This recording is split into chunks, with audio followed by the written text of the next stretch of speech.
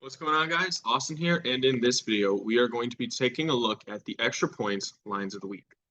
So we're going to start off with a week 4 recap, and right here, it doesn't look great. I thought about killing myself after having this week. I went 1-4, which honestly, I'll delete my channel when I go 0-5.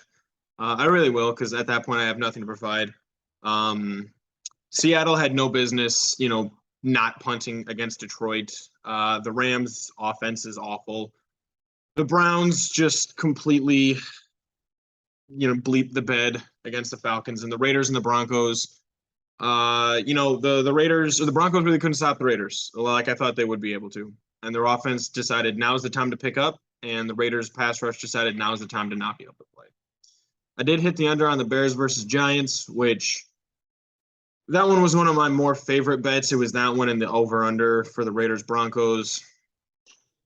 But I am changing up the format. So what that means is my season is at 10-14, and I promise by week 7 we will have a winning record, because what I'm going to do now, what I used to do is I would pick the spread on every single game. And then I would narrow it down based on what I felt most comfortable with, what I felt least comfortable with. I'd cut out and I'd narrow it down to 5. Now what I'm doing is I'm picking the spreads that I would choose on every single game, and then I'm going and researching those teams and finding the data to back up why I like the teams that I do. So I'm only picking teams that are statistically in favor of the direction that they're going. And now we're doing 2 segments. We're doing 5 over-unders, give or take, and we're doing 5 against the spreads on individual teams every week. So without further ado, I like over-unders, so we're going to start there. My favorite over-under of this week is this Lions at Patriots over 45.5. So the Patriots are 2-2 on the over, but overall they only have an even average of points against the spread. So technically, throughout the season, not only are they 2-2, but they are exactly at where their over-under is supposed to be. The Lions, on the other hand, are 4-0, hitting the over with an average of 21 total points per game on the over. So that means that every single game that the Lions have hit the over, which is all of them, all of the Lions games have hit the over, they average 21 points, both teams combined, over on that over-under. Vegas hasn't caught up to the Lions yet and their trends. We'll see what we can do with that moving forward. Next, I like the Chargers at the Browns. This one was a little bit more nerve-wracking, but then I remember the game that these two had last year. I think it was like a 47-42 game or something like that. It was crazy. But over 47.5. Now the Chargers are 2-2 on the over, averaging +1 points over the spread, over the over-under rather, per game. But Cleveland is 3-1 on the over, averaging 8.3 more points total per game than the over-under originally would have suggested. So what that means is that if Cleveland's trend continues and you bet this over-under, that would be 55.8, excuse me. So if the Cleveland trend continues, they're going to score 55.8 total points. If the Chargers trend continues, they're going to score 48.5 points. That's really nice to know, because both teams are trending in the positive direction when, they look at the over-unders. Now the Panthers hosting the 49ers, I love the under on this one, because the San Francisco 49ers are 4-0 on the under with an average of 11.9. They're an average of 12 points under the under every single time they play, while the Carolina Panthers are 3-1 on the under, and they are an average of -1.5, below that over-under, or 1.8 below that over-under. So again, we have 2 negatives. We have 2 teams that are a combined 7-1 against the over-under. So this is a great option for that game. Now the Colts at Broncos, 42.5.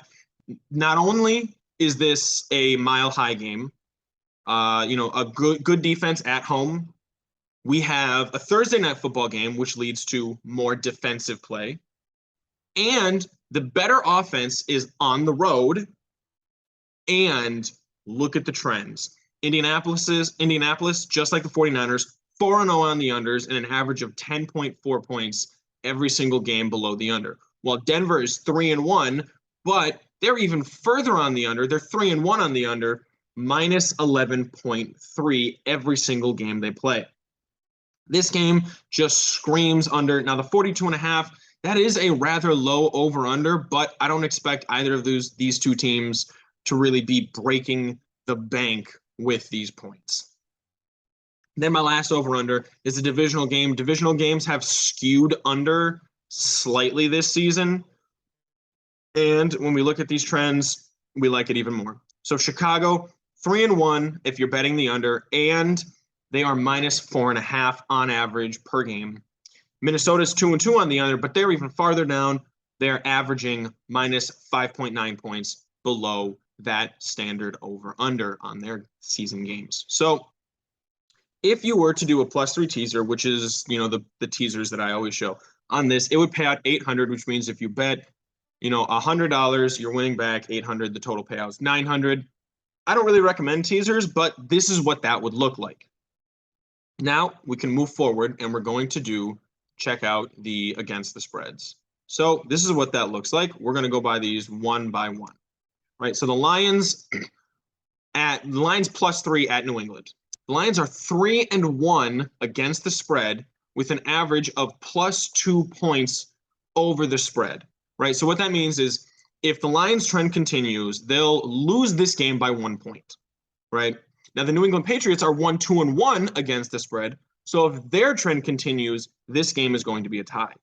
Both trends lean towards the Lions getting these points and covering that 3. The Eagles minus 5.5 at Arizona. So we have the Eagles 3-1 against the spread, and they are covering the spread by an average of 5.5 points, whereas the Cardinals are 2-2 against the spread, but they're covering, but it's only by a 0.3 margin. So the Cardinals are just barely above that threshold of might as well be average. While the Eagles, not only is it a 5.5 point spread, which I like at Arizona anyway, they are 5.8 points per game above their spread. Then we've got the Cowboys. This one's going to be jarring. +5.5 at the Rams. I like the Cowboys in this one because the Cowboys 3-1 against the spread with an average of 4.1 points over their spread average. Whereas the Rams 1-3 against the spread, they are falling 8.5 points short of that number. So that means that if this trend would continue, the Rams would lose this game by 3 points.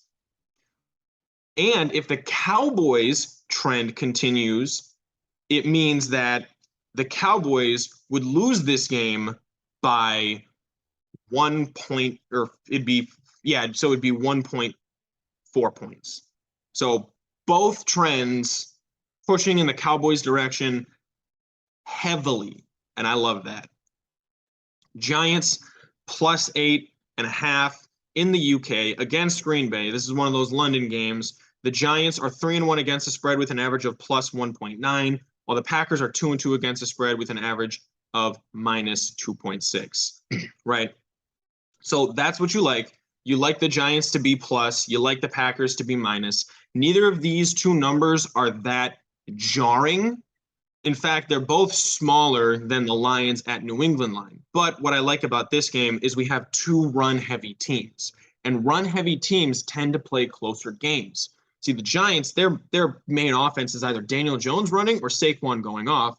Whereas the Packers, you have, the two-time MVP or the back-to-back MVP, 4-time MVP. But he's not throwing the ball downfield. He's averaging about 220 some yards per game. You've got Aaron Jones and A.J. Dillon. They're going to churn out the clock. And the lower the score of the overall game is, the closer that spread is always going to end up being. So because they're playing against each other, I love this matchup. And I love, that point swing. The Giants are +1.9. The Packers are -2.6. Overall, that's 4.5. I like that swing. And then my last bet, these spreads for the teams, Falcons +9. That is a huge spread. The Falcons are 4-0 against the spread with an average of +5. They're the only team that's 4-0 against the spread, but +5 per game, whereas the Bucs, They're 2-2 against the spread with an average of plus 1.5. So what that means is that if the Tampa trend continues, Tampa Bay will win this game by 10, 10 and a half, either a 10 and a half or 10 or 11 points, excuse me. And if the Falcons trend continues, Tampa Bay is going to win this game by 4. So this one is a little bit more of a dicey game because you've got both trends leaning the same direction, very similar to the Eagles Cardinals game. They're very similar to that, except the only difference is the Cardinals are 0.3 plus over the spread, while the Bucs are 1.5 over the spread. So that's a much tighter margin of error. Overall, the difference is 3.5 for the Falcons. The Falcons are covering the spread more than the Bucs are by 3.5. So again, +3 teaser pays out 800. We try to get it all, to be like that because most of the time the spreads are all plus or minus 115. So those are the lines of the week. Let me know what you think in the comments down below. Be sure to like and subscribe and stay up to date on all of our future content.